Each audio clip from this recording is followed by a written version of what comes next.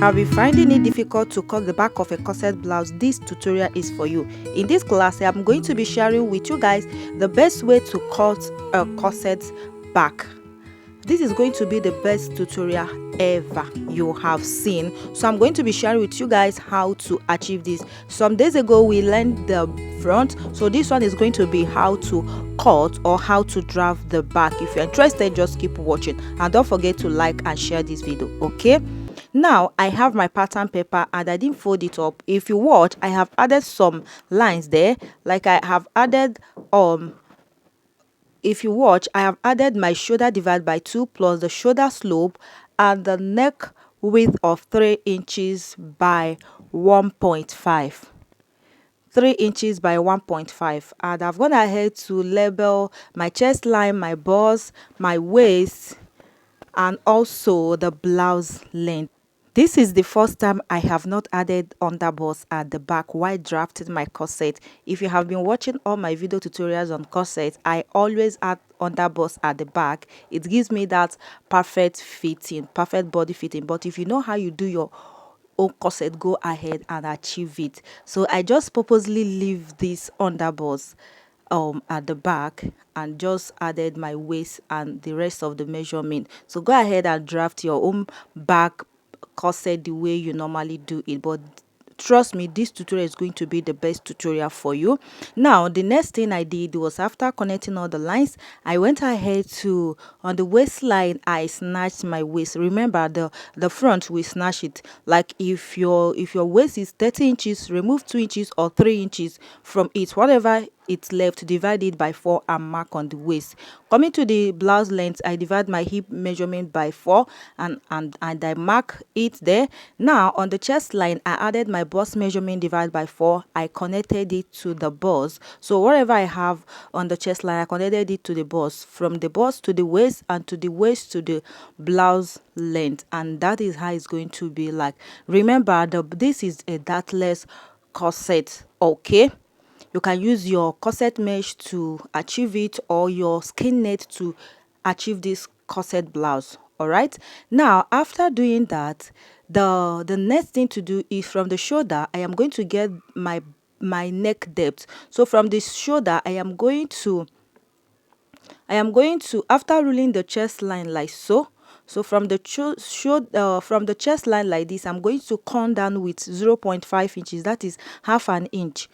So from shoulder to the chest line, from chest line I got half an inch. Beneath this chest line, I got half an inch for my neck curve for the back. So I'm just trying to use my ruler the way I wanted the curve of the back to be, placing it on the half an inch. I came down on the center front of the back, trying to arrange my ruler like so and connecting it to me to the armhole curve like this. So this is what I have as my neckline for the back.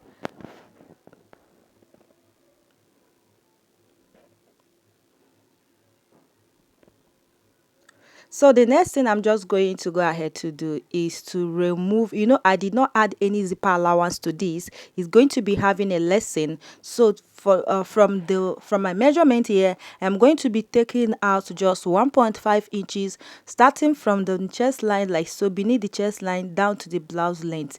We normally remove this allowance because of the lacing at the back. So this particular place, I will shade it out, is going to be cutting out, okay, for our lacing.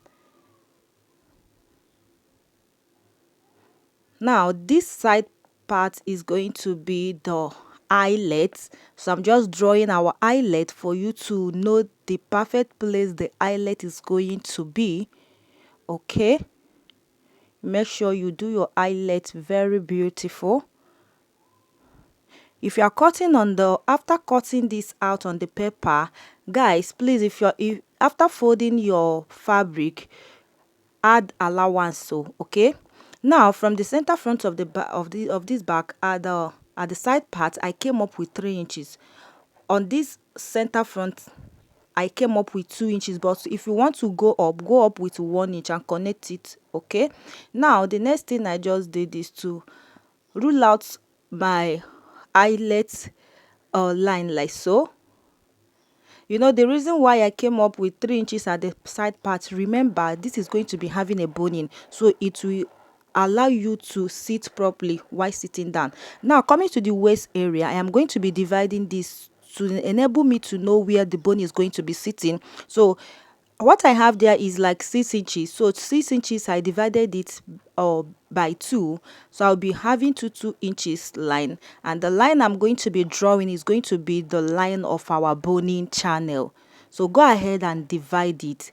Divide your waist measurement, measure out your waist measurement, whatever you have, divide it to your boning channel, like your boning line. So this is the boning I am drawing. All right, so go ahead and divide your boning line like so. After that, I'm just going to go ahead and add extra boning by the side, but this is not necessary. If you like, you add it. If you like, you leave it like so, depending the type of corset you are making. Okay, now, and that will be all for the back. That is going to be all for the back. You can see that it's very, very simple. After cutting it out, guys, fold your fabric into two. Just place this like so. Place the paper on top of your fabric and cut it out. Remember to add your allowance, because if you watch here, after adding my measurement, I did not add any allowance. I did not add any allowance. Now on this upper part, if you want to add your net, so beneath the neck depth, I came down with 2 inches.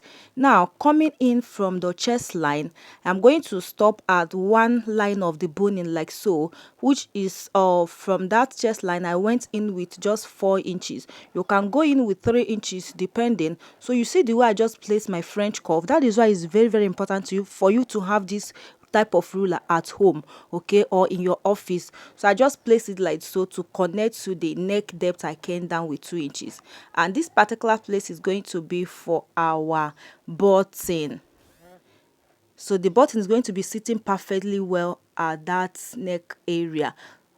So you see, I'm trying to redraw the neck depth on the chest line area like so.